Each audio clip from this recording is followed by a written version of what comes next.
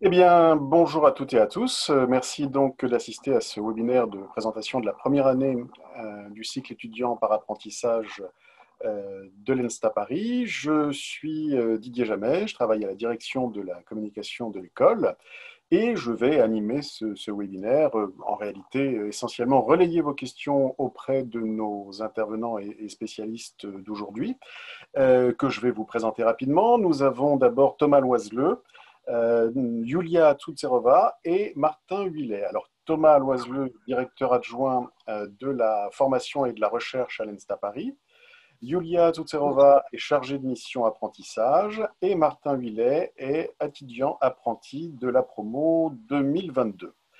Pour poser vos questions, c'est extrêmement simple. Vous avez en bas de votre écran un onglet questions-réponses. Eh bien, comme son nom l'indique, vous cliquez dessus, vous posez vos questions, elles sont directement transmises à notre équipe éditoriale qui est donc en régie et qui me poussera les questions, je dirais, qui permettront d'agréger un certain nombre de vos questions et de vos centres d'intérêt.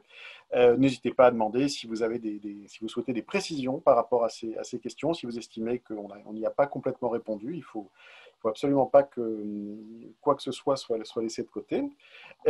Alors, peut-être qu'en attendant que les premières questions arrivent, je vous propose de commencer par une très brève introduction des caractéristiques marquantes de cette première année du cycle ingénieur de l'ENSTA Paris. Et pour ça, je me tourne vers Thomas Loiseleux, directeur adjoint de la formation et de la recherche de l'ENSTA Paris. Alors Thomas, quelle est finalement la grande particularité de cette première année du cycle ingénieur? Et puis, qu'est-ce que finalement, quelles sont aussi les différences entre la voie étudiante et la voie par apprentissage? Est-ce que vous pourriez nous éclairer à ce sujet?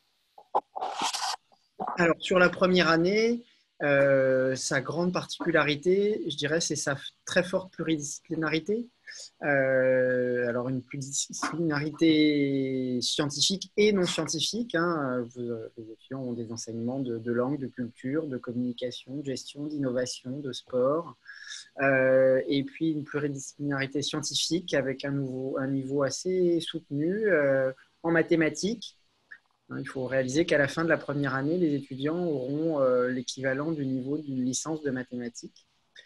En mécanique, où ils auront également en gros le niveau d'une licence de mécanique, et en sciences et technologies de l'information, hein, avec des enseignements d'informatique, d'électronique, de traitement du signal. Donc vous voyez, c'est très diversifié, ça va vite, et on est assez exigeant sur le niveau des cours. Ça fait partie d'une des spécificités de l'école, hein. L'ingénieur ENSTA, avant tout, ça reste quand même un scientifique, même si évidemment euh, on est très attentif à la formation transverse de nos étudiants. Martin, je ne sais pas si vous voulez ajouter quelque chose à ce sujet. Je pense que je peux confirmer le positionnement scientifique marqué effectivement de la première année, qui est elle est très pluridisciplinaire entre maths, informatique, mécanique. Je pense que ça demande un travail régulier, mais ça va vraiment au fond des choses, avec beaucoup de matières intéressantes. Moi, en tout cas, j'ai bien aimé cette première année. Et puis sur la différence entre le cycle sous statut étudiant en deuxième et troisième année et le cycle sous statut apprenti en deuxième et troisième année et statut étudiant sur l'ensemble du cursus, il y a très très peu de différences.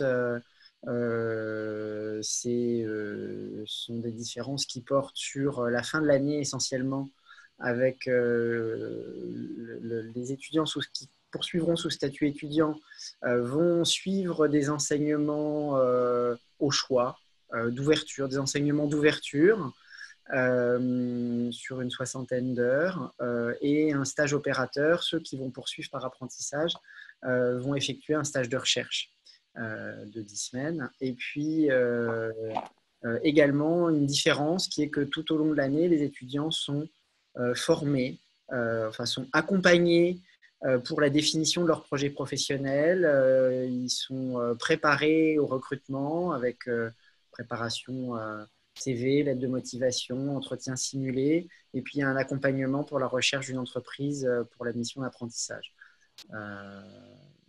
Voilà, je ne sais pas si Yulia Oui, juste une petite Voilà, chose à ajouter, assez importante.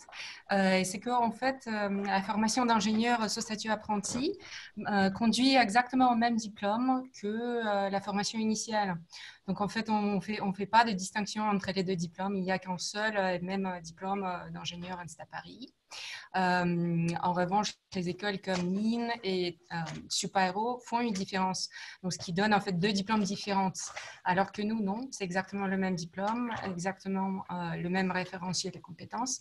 Donc, c'est assez important de savoir. Alors, Ce point est important. merci effectivement, Yulia, de l'avoir précisé. Je crois d'ailleurs que ça a une incidence tout à fait directe en termes d'insertion professionnelle et même d'évolution de carrière. Je crois, Thomas, vous pouvez peut-être nous donner des précisions également là-dessus, suite à votre retour et votre dialogue avec les entreprises.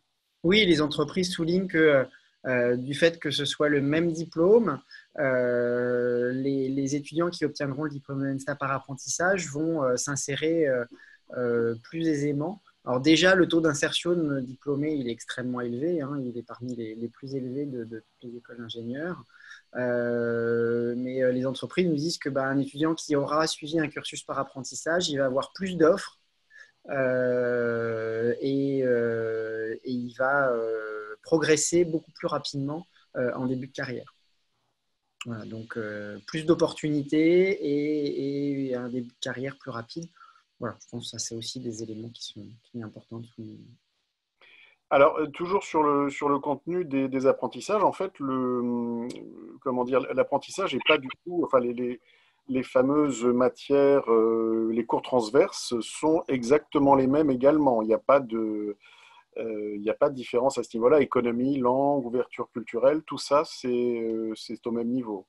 Ah oui, oui, oui. Autant sur les… En fait, en deuxième et troisième année, les étudiants font des choix.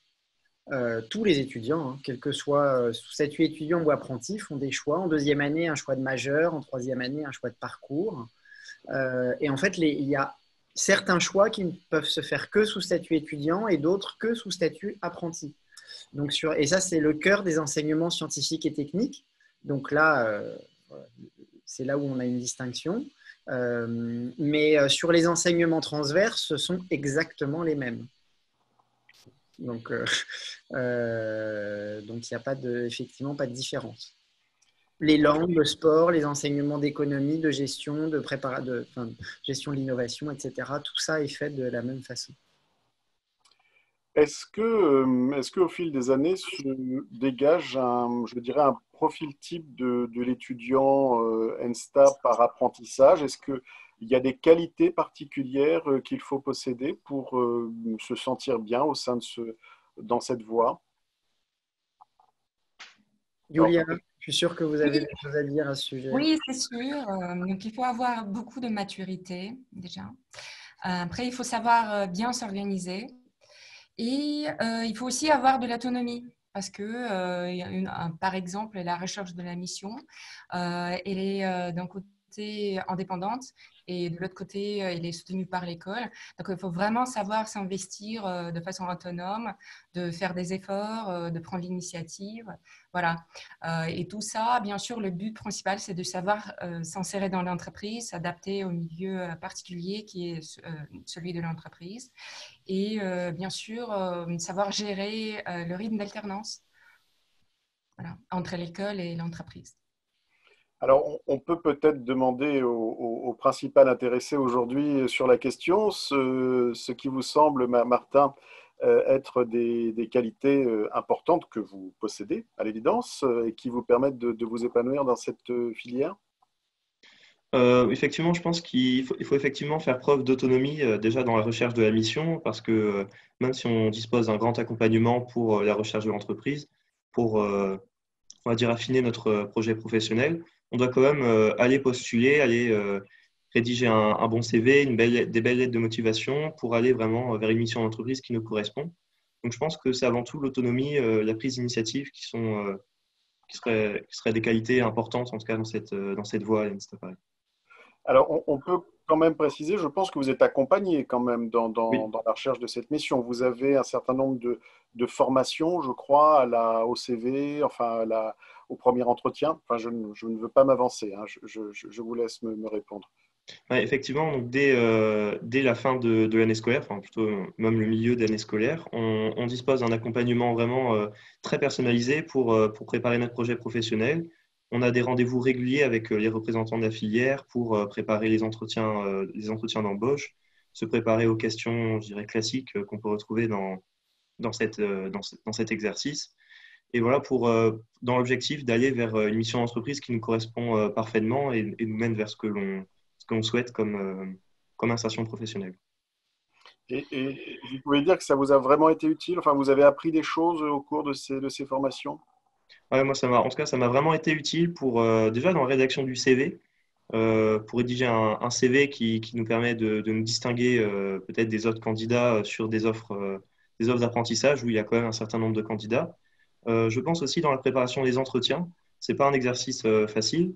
Donc, le fait de s'entraîner avant, d'avoir une équipe qui nous accompagne pour préparer cet exercice est important pour la gestion du stress, pour préparer les questions qui vont arriver. Donc oui, je pense qu'en tout cas, pour moi, cet accompagnement a été très utile. Très bien. Alors justement, Martin, est-ce que vous pourriez nous en dire un peu plus sur votre motivation à choisir le cycle par apprentissage? Est-ce que vous pouvez nous dire quelle réflexion vous amenez à ça? Donc oui, bien sûr. Donc, moi, je suis entré à l'ENSTA Paris dans le cursus classique. Donc, je n'avais pas initialement prévu de rejoindre la filière par apprentissage. Et en fait, on nous l'a présenté en cours d'année. Et ce qui m'a motivé, moi, c'est on va dire, de préparer une insertion professionnelle avec 2 ans d'avance. Peut-être mettre déjà un premier pas dans l'entreprise, dans un domaine qui me plaît. Donc, moi, en l'occurrence, c'est le domaine des transports ferroviaires. Donc, 1 mois sur 2, je vais vraiment aller dans le domaine dans lequel je sais de m'insérer. Et ça permet de développer, je pense, aussi des compétences très particulières qui sont spécifiques au monde de l'entreprise, que peut-être la voie classique ne permet pas d'acquérir à cette intensité. Donc, en ce cas, je pense que c'est ce qui m'a motivé à rejoindre la filière. Très bien.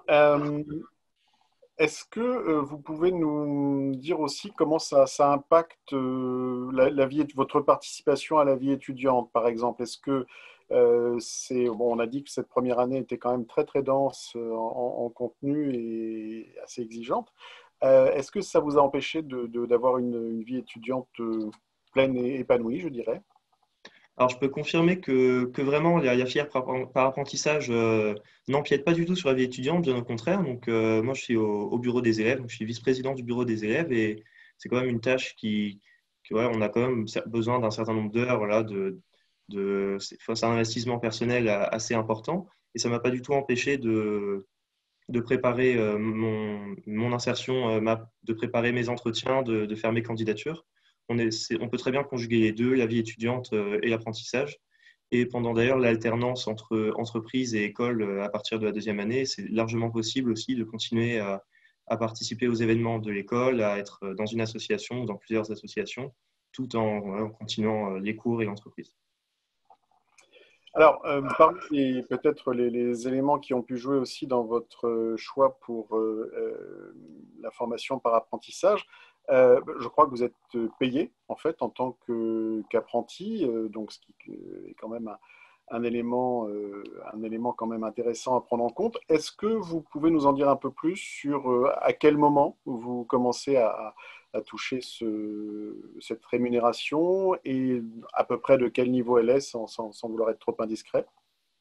Bien sûr, donc la première année dans la filière apprentissage est la même année que dans la filière classique, filière normale de l'ENSTA. Donc, on poursuit un cursus comme les autres étudiants, donc on n'a pas de rémunération. En fait, on va rechercher notre entreprise uniquement à partir de la fin de la première année.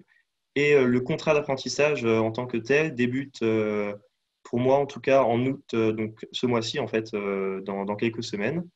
Et je vais percevoir du coup une rémunération d'environ 1 000 € par mois en 2e année et 1 200 € par mois environ en 3e année. Et cette rémunération intervient que je sois à l'école ou en entreprise, donc tous les mois, même à l'ENSTA. Et, et de plus aussi, on a les frais de scolarité qui sont sont payés par l'entreprise. Donc, c'est aussi un avantage qu'on peut prendre en compte dans ce choix.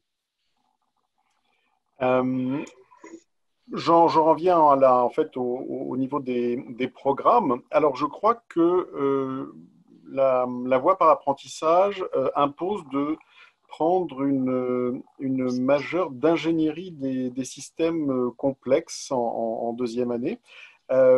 Est-ce que vous pourriez nous expliquer un peu ce que sont ces systèmes complexes, puisque ça a donc l'air compliqué? Peut-être Thomas. En deuxième année, effectivement, les étudiants font un choix, soit une majeure mécanique, une majeure mathématiques ou une majeure sciences et technologies de l'information et de la communication, ou une majeure fondement de la conception des systèmes complexes qui est associée à une mineure conception mécanique. Donc, parce qu'à chaque majeure, en fait, on associe des mineurs. La mineure étant soit un approfondissement de la majeure, soit une double compétence. Là, on est un peu sur un aspect double compétence.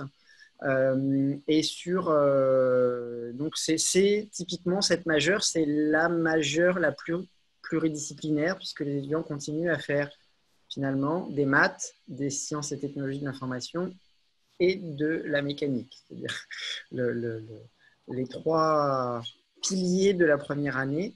Alors un système complexe déjà c'est quoi? Un exemple, c'est un porte-avions nucléaire. Un porte-avions nucléaire, il faut imaginer que c'est un navire. Déjà, en soi, c'est assez compliqué à construire. C'est aussi un aéroport, c'est aussi un hôtel, c'est aussi un lieu de travail, donc c'est une entreprise. C'est aussi une centrale nucléaire. Le tout dans un espace qui est restreint et qui est autonome. Voilà, donc vous imaginez effectivement la complexité qu'il y a dans ce type de système. Et faire de l'ingénierie de système complexe, c'est être capable de modéliser et de concevoir un tel système en portant le plus grand soin à toutes les interfaces entre les différents sous-systèmes. C'est-à-dire on ne va pas concevoir d'un côté l'aéroport, de l'autre côté le navire, de l'autre côté l'hôtel. Non, il faut que tout ça soit intégré. Et c'est cette intégration qui est toute la difficulté. Donc c'est toute l'interface, toutes les interfaces entre les sous-systèmes auxquels on prête la plus grande attention. Et donc, il y a une boucle de projets à laquelle les étudiants sont formés. Voilà. Et donc, ça, c'est effectivement l'objectif sur la majeure en deuxième année, ce sont des fondements, je dirais, scientifiques. Et puis, en troisième année, les étudiants choisissent un parcours de spécialisation ingénierie de systèmes complexes pour le transport, l'énergie, la défense, où là sont, je dirais, les aspects plus techniques et métiers, les outils et concepts indispensables pour intégrer le monde de l'ingénierie de systèmes complexes. Très bien. Sur la spécificité je dirais, de l'alternance, est-ce que vous pourriez nous dire comment se répartit le temps entre entreprise et en école à partir de la deuxième année, peut-être Martin? Donc, bien sûr, donc à partir de la deuxième année, on est sur un rythme de 1 mois en entreprise, 1 mois à l'école. Et en troisième année, on augmente un petit peu le temps en entreprise avec 3 semaines à l'école et 5 semaines en entreprise. Et à la fin de la deuxième et de la troisième année, on a un temps plein en entreprise à partir du mois de mai, donc qui permet une insertion, on va dire, pleine dans l'entreprise. Donc voilà, en résumé, le rythme de l'alternance. D'accord. Je reviens sur l'aide que l'école apporte en fait aux étudiants qui ont choisi l'apprentissage. Julia, est-ce que vous pourriez nous en dire un peu plus sur la façon dont vous accompagnez vous-même d'ailleurs les étudiants dans la préparation de leurs projets professionnels, dans le choix de leur mission, des entreprises? Bien sûr. Donc, on commence surtout par la question du projet professionnel. Et on aide aux étudiants de réfléchir sur sa cohérence, c'est-à-dire quel lien existe entre la formation et l'avenir professionnel. Est-ce qu'il y a une continuité? Est-ce qu'il y a un décalage? Donc, il s'agit vraiment de construire son avenir professionnel qui serait liés à sa formation, qui serait construit sur la base de sa formation. Une fois, donc ça prend une forme écrite. Donc on travaille ensemble en rendez-vous personnalisé individuel sur ce document. Ensuite, on construit un CV, donc ligne par ligne, vraiment, on discute de l'architecture et de l'information dans ce CV pour bien mettre en valeur ce projet professionnel et pour bien montrer que les compétences qui sont acquises au cours de les précédentes formations et de la formation à l'INSTA correspondent donc à ce projet professionnel. Donc tout ce travail préparatoire a lieu à partir de mars et justement pendant la recherche de la mission. Mais il y a aussi un aspect très important dans la démarche de l'école. Et cet aspect, c'est qu'en fait, on a beaucoup de partenariats avec des entreprises dans les domaines de transport, énergie et la défense. Et donc, l'école, en effet, envoie des CV des candidats aux entreprises qu'on juge qui correspondent bien au profil de candidat. Et juste pour donner quelques exemples, donc il y a EDF, Thales, Safran, Renault, Naval Group, il y a Framatome, RTE, Air Liquide, SNCF, Nexter, EY, et la liste elle est très très longue. Donc en fait, ce qui fait de la recherche de mission, qu'il y a deux processus en parallèle. Il y a la recherche indépendante qui est menée par l'apprenti. Il y a nos partenaires entreprises qui recherchent aussi nos apprentis. Voilà.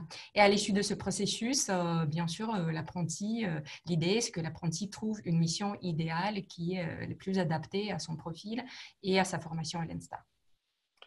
Alors, en fait, la formation par apprentissage à l'ENSTA Paris, il y a aussi une dimension internationale, en fait. Hein. On reste pas dans le cadre strictement hexagonal.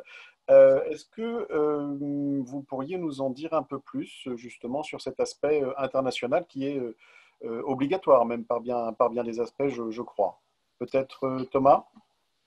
Alors, l'exigence, elle est la même pour l'instant sur le cursus sous statut étudiant ou sous statut apprenti, qui est une exigence de 12 semaines minimum à l'international. Ça peut être évidemment beaucoup plus, hein, mais le minimum est 12 semaines. Alors, qui peut être soit pendant la mission, donc les entreprises maintenant savent, hein, de toute façon, l'exposition à l'international, c'est une obligation dans tous les diplômes d'ingénieurs. Alors, elle est souvent un peu réduite dans le cadre de l'apprentissage. Nous avons fait le choix de ne pas la réduire, mais qui se fait donc pendant la mission, mais également pendant le stage de recherche en fin de première année. Alors, pour donner un exemple, cette année, il y a un étudiant qui devait aller faire son stage de recherche à Berkeley. Alors, je dis devait, parce qu'évidemment, compte tenu de la situation sanitaire, il n'a malheureusement pas pu partir. Et alors, il a fait son stage à Berkeley, mais à distance. Voilà. Martin, je ne sais pas, où est-ce que vous avez fait votre stage de recherche?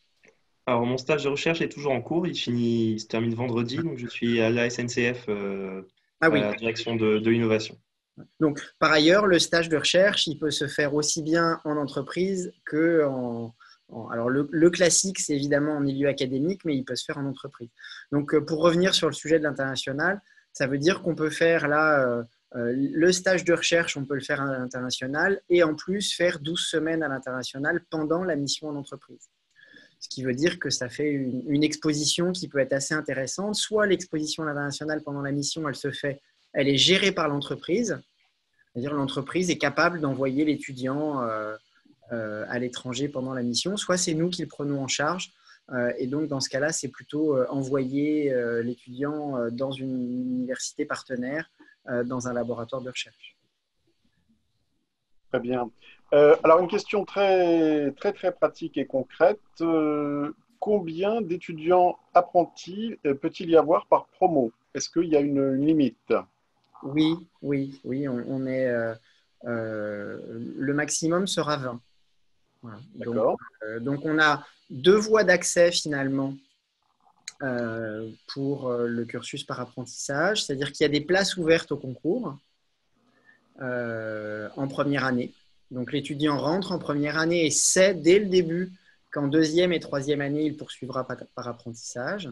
Ces étudiants ont la formation au projet professionnel à partir du mois d'octobre, notamment. Et puis, il y a les étudiants qui sont rentrés en première année sous statut étudiant avec pour perspective de poursuivre sous statut étudiant qui peuvent rejoindre ce cursus. C'est le cas de Martin, par exemple. Cependant, évidemment, plus il y a d'étudiants qui sont rentrés dès le début sur les places ouvertes au concours, moins il y a de places pour compléter à 20. Voilà. Oui. Donc, et comme on débute, puisque ça sera là la 3e promo, en fait, on voit qu'il y a un intérêt de plus en plus grandissant. On voit que ce sera de plus en plus difficile de pouvoir accéder à ce cursus en étant rentré en première année sous statut étudiant pour les 3 années. D'accord. Donc, effectivement, on risque d'être quelque part victime de notre succès sur cette voie d'apprentissage. Elle est vraiment très, très demandée. Elle est de plus en plus demandée, en tout cas. Donc, là, il y a beaucoup d'étudiants qui réalisent que c'est une bonne façon de répondre aux objectifs d'une école d'ingénieur, c'est-à-dire de s'insérer professionnellement tout en ayant une formation extrêmement solide. Voilà. Donc, c'est effectivement de plus en plus demandé. Très bien. Concernant la mission, en fait, en entreprise, est-ce qu'on peut venir avec son propre projet, je dirais, qu'on a potassé soi-même dans son coin et le soumettre à l'école, ou bien est-ce que c'est forcément, il y a une procédure de validation, j'imagine? Comment ça se passe? Pardon, excusez-moi, ça a un petit peu coupé là. Oui. Alors, est-ce que la mission en entreprise, on doit la rechercher soi-même, on peut venir avec son projet, ou bien l'école propose des missions, on peut arriver les mains dans les poches, je dirais. On peut arriver les mains dans les poches, oui, tout à fait. De toute façon, ce qui nous distingue par rapport à la quasi-totalité, le standard dans les écoles d'ingénieurs, c'est que l'apprentissage se fait sur l'intégralité des 3 années du cursus ingénieur. Et nous sommes quelques écoles à avoir été autorisées par la commission des titres d'ingénieur de façon expérimentale à en fait avoir de l'apprentissage uniquement sur la 2e et la 3e année. Donc un étudiant peut arriver en première année sans aucune idée de ce qu'il veut faire précisément par la suite et dire mais je sais que l'apprentissage m'intéresse, je sais que avoir un lien avec le concret rapidement m'intéresse, donc faire ce choix-là. Et donc là, on l'accompagnera sur affiner son projet professionnel et l'orienter vers des entreprises. Donc ça, il n'y a pas de problème de ce côté-là. On n'a pas besoin, contrairement à la plupart des écoles, d'arriver avec sa mission pour pouvoir finalement suivre la formation. Très bien. Martin, c'est un point que vous avez peut-être déjà évoqué, mais comment votre mission à vous, justement, comment est-ce qu'elle s'est élaborée? Est-ce que vous en aviez une idée personnelle ou bien est-ce qu'on vous l'a suggéré? Alors, en fait, en entrant à l'ENSTA, j'avais déjà une idée personnelle de ce que je voulais faire après. Donc, je voulais le milieu des transports ferroviaires. Et donc, j'ai choisi d'aller en apprentissage avec un projet déjà qui avait un petit peu mûri. Mais en fait, adapter ce projet à l'apprentissage, ça demande quand même une réflexion parce qu'il faut trouver une entreprise déjà qui propose ce que l'on veut. Donc oui, moi j'avais en tout cas une idée assez fermée, voilà, assez centrée sur le domaine. Et j'ai candidaté du coup dans des entreprises dans le domaine des transports, du ferroviaire. Donc la SNCF, la RATP par exemple, Systra ou Siemens. Et l'année prochaine, je vais chez Siemens Mobility, donc une filiale du groupe Siemens en transport ferroviaire. Donc, du coup, je suis arrivé avec un projet qui était déjà un petit peu mûri, que j'ai pu affiner à l'aide de la préparation proposée par l'ENSTA. Mais il est sinon possible aussi de se laisser guider, de découvrir progressivement tous les domaines qui nous sont ouverts à travers cette filière. Et on peut arriver très bien les mains dans les poches, mais en tout cas, voilà, on peut arriver assez librement en se laissant aussi porter par certains domaines. En fait, on a différents profils, hein. On a un profil comme Martin qui sait le secteur, qui connaît le secteur dans lequel il a envie de s'insérer. Et puis, il y a des étudiants qui, en fait, disent j'ai envie de pouvoir être connecté à des problématiques concrètes et pouvoir faire des allers-retours entre les enseignements et la vie professionnelle. Voilà, et donc, ça, c'est un autre profil. Et ceux-là ne savent pas forcément dans quel secteur ils ont envie de s'insérer, mais ils savent qu'en tout cas, ils ont envie d'avoir cette connexion qui soit faite le plus tôt possible. Certains sentent que ils sont un petit peu, comment dire, pas fatigués, mais que leurs années de prépa, par exemple, les ont un peu usés. Voilà, et qu'ils auraient envie de voir un peu une facette plus professionnelle. Martin, alors je ne sais pas si vous pouvez être le porte-parole de vos camarades qui font également la formation par apprentissage, mais est-ce que vous pourriez nous dire un petit peu, j'imagine que vous échangez avec eux, si la plupart ont choisi eux-mêmes leur mission ou comment ça s'est passé pour eux, si vous avez quelques infos à ce sujet? J'ai quelques infos. Donc, effectivement, je pense qu'on a plusieurs profils dans le groupe. Donc, on est 13 étudiants dans le groupe pour cette promotion 2022. Il y a certains étudiants. J'ai une camarade qui vraiment voulait être dans le monde du conseil et de l'audit. Donc, qui va entrer chez EY, donc un grand cabinet de conseil, et qui avait déjà un projet vraiment dans ce domaine. Et au contraire, d'autres personnes qui étaient intéressées par les transports, par l'énergie, par la défense, par la mécanique, par exemple, et qui ont regardé les entreprises qui traitaient de ce domaine sans pour autant se fixer vraiment un objectif très précis sur un type d'offre. Donc, en fait, on a tous les profils et chacun, finalement, là, arrivé en août, chacun a trouvé vraiment une offre qui lui correspondait, qu'elle soit à haut niveau scientifique ou au contraire plus transverse et plus disciplinaire, pluridisciplinaire. Très bien, merci. Alors, nous avons là une question extrêmement technique, question pour Thomas, clairement. Il semble possible d'effectuer sa troisième année à Supaéro, mais faut-il absolument des notes il faut des notes suffisantes. Voilà. Est-ce qu'il y aurait une autre option pour effectuer une 3A dans l'aérospatiale, entre parenthèses, comme une école partenaire plus accessible, même si les résultats académiques ne sont pas excellents? Question Alors, difficile. en fait, là, on est sur un webinaire portant sur l'apprentissage. Alors, sur l'apprentissage, il n'y a pas de partenariat quel qu'il soit. C'est compliqué ni à l'international ni avec Supaéro. Donc, j'imagine que là, la question porte sur notre cursus sous statut étudiant. Donc, je vais juste prendre une minute pour y répondre. Oui, oui. Donc, notre partenariat avec Supaéro, il n'y a pas vraiment de problème pour l'envoi d'étudiants à Supaéro.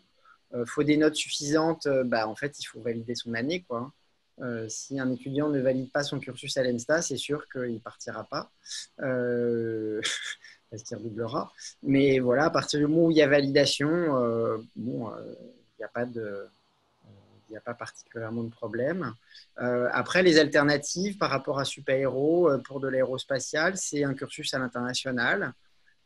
C'est aussi des cursus dans notre programme de notre parcours de spécialisation en mobilité intelligente et ingénierie du véhicule.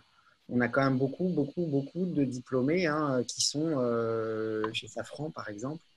D'ailleurs, Safran nous réclame des apprentis en permanence. Mais donc, voilà, il n'y a pas de problème pour rentrer dans le domaine de l'aérospatial en sortant de l'ENSTA. Et il y a également tous les parcours liés au domaine de l'intelligence artificielle, de la modélisation. Il y a plein de moyens de s'insérer dans le domaine de l'aérospatial. D'accord. Je me permets de revenir sur la question du nombre d'étudiants dans la voie par apprentissage par année. Finalement, quel est le facteur limitant qui interdit d'aller au-delà de 20 personnes? C'est un choix de qualité d'encadrement parce que c'est quand même Alors, le volume horaire est un peu réduit, hein. On va avoir, je dirais, entre 5 et 10%. Je crois que ça doit être 7% d'heures de cours en moins par rapport au cursus sous statut étudiant. Et concentré sur des semaines qui vont être assez denses quand même. Du coup, il y a des semaines où il y a 30 heures de cours. Mais alors évidemment, on est attentif à ce qu'il y ait à la fois des enseignements scientifiques et non scientifiques qui ne nécessitent pas non plus toujours la même attention, ou des cours qui peuvent être faits de façon beaucoup plus interactive. Et ça nécessite d'avoir un suivi extrêmement fort des étudiants pour être sûr qu'ils ne vont pas se perdre. Et donc, du coup, un petit groupe. Donc, on est sur 20. C'est assez standard, je dirais, hein, dans les formations sous statut apprenti. Les groupes sont souvent 20, ça peut monter à 25, 30 parfois. Nous, c'est vrai qu'on a une habitude de suivre beaucoup nos étudiants. Donc, un groupe de 20, ça permet un bon suivi et une bonne interaction avec les enseignants et s'assurer voilà, que les étudiants ne perdent pas pied.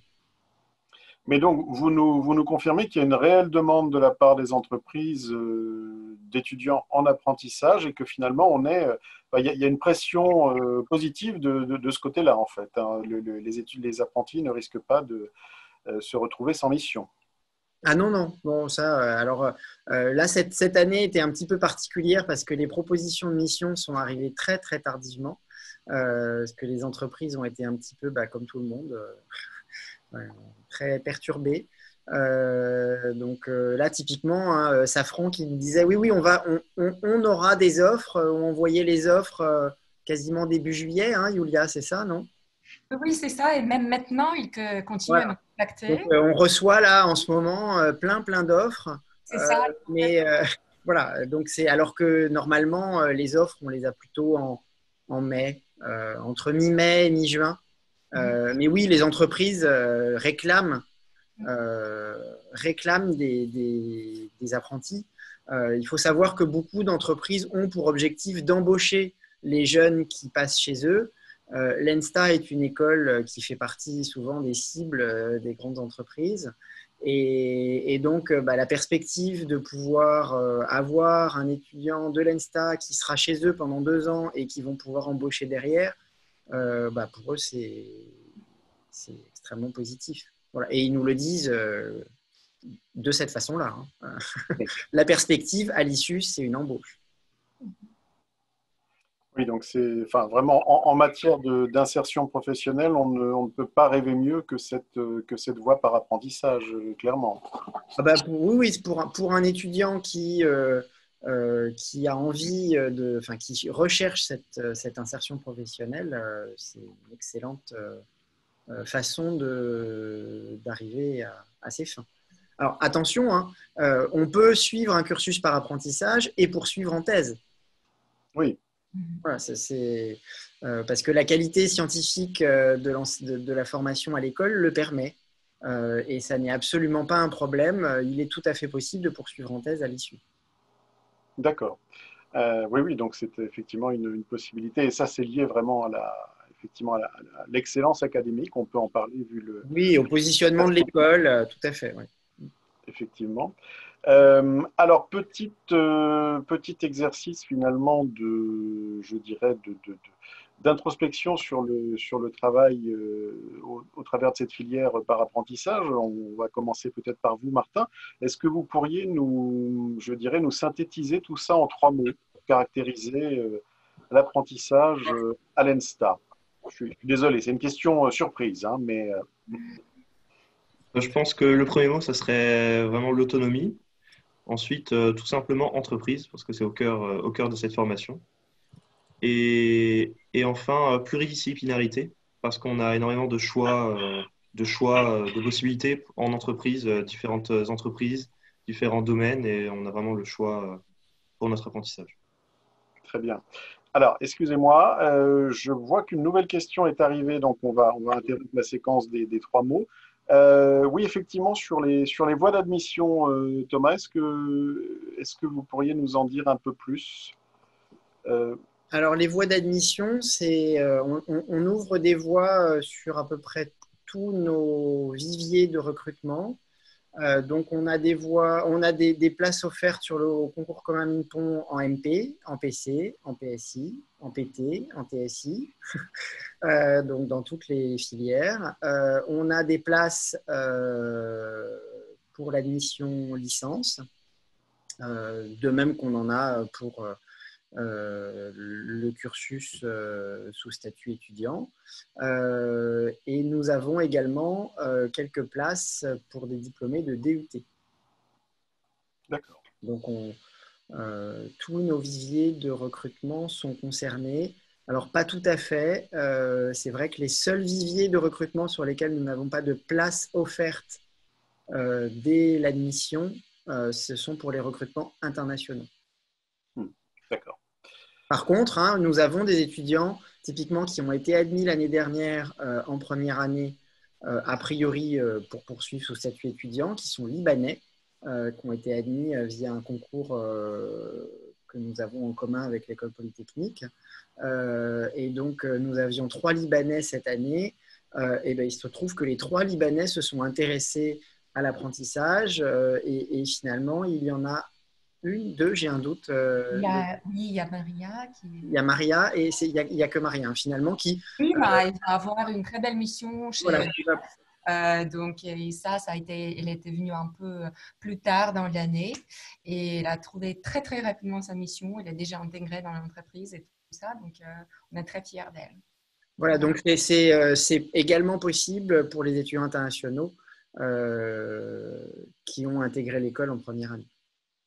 Alors, excusez-moi, Yulia, mais il y a eu une petite saute dans le son lorsque vous avez donné le nom de l'entreprise dans laquelle cette étudiante fait son apprentissage. Est-ce que vous pourriez nous le redire? Bien sûr, l'entreprise, c'est EDF, Électricité de Bien France. sûr. Un des principaux partenaires de l'ENSTA Exact. Dans le secteur de l'énergie, c'est ça. Il y a des années. Alors, Yulia, ben justement, est-ce que vous pourriez répondre à cette question surprise des 3 mots qui, d'après vous, caractériseraient la voie par apprentissage à l'ENSTA Paris? Pour moi, c'est surtout les candidats excellents, très actifs, très investis. Et juste pour moi, c'était un grand plaisir de voir, même ce printemps, le développement de leurs projets professionnels et la découverte des missions intéressantes et l'évolution de leur vision. C'était vraiment très, très impressionnant. Et surtout la qualité des candidats et des missions trouvées. Voilà.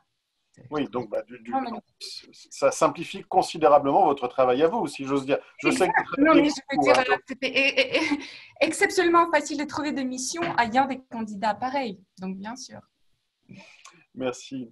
Et Thomas, pour conclure, comment définiriez-vous en 3 mots ce cycle par apprentissage de l'ENSTA? Alors, je dirais exigeant.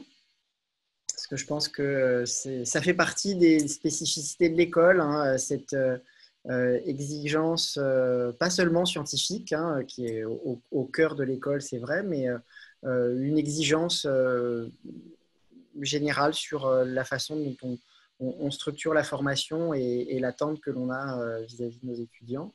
Donc, ça reste une formation qui est exigeante. On n'a pas voulu effectivement faire de formation au rabais. Et on tient à ce que le diplôme ait la même cote. D'ailleurs, ça fait partie des indicateurs que l'on suivra sur notamment les salaires d'embauche. Ce que l'on attend, c'est que le salaire d'embauche à la sortie soit supérieur au salaire d'embauche des étudiants qui auront suivi le cursus sous statut étudiant. Voilà, exigeant, mais en même temps, comment dire, très accompagné. Ça fait aussi partie des habitudes de l'école d'accompagner beaucoup nos étudiants. Mais je crois que là, sur l'apprentissage, ils sont suivis de près, de très près. Donc, on est particulièrement attentif au lien entre l'étudiant et l'école et entre l'école et l'entreprise. Après, le lien entre l'entreprise et l'étudiant, je dirais que, bien évidemment, on le regarde attentivement, mais on sait que cette relation à deux, là, c'est à l'étudiant et à l'entreprise de l'établir. Mais en tout cas, nous, on est particulièrement attentifs à ce que tout se déroule très bien et le suivi se fait aussi avec une forte proximité. Voilà, je dirais que c'est les deux éléments qui peuvent caractériser cette formation par apprentissage par rapport à notre cursus classique. Très bien, bah, écoutez, sur ces mots, nous allons conclure. Je tenais à vous remercier tous les trois pour votre participation. Je tenais à remercier également tous ceux qui se sont inscrits et ont assisté à ces webinaires. Vous pourrez bientôt retrouver celui-ci sur notre page YouTube en rediffusion, bien sûr, et également sur Facebook. J'espère que vous avez appris eh bien, tout ce que vous souhaitiez savoir sur le cycle ingénieur de l'ENSTA Paris, et on espère vous voir nombreux en septembre à nos côtés. Ce sera avec grand plaisir. Encore un grand merci à tout le monde. De bonnes vacances à tous, puisqu'il faut y penser aussi de façon à être d'attaque pour la rentrée. Et à très bientôt, vraiment avec plaisir. Merci.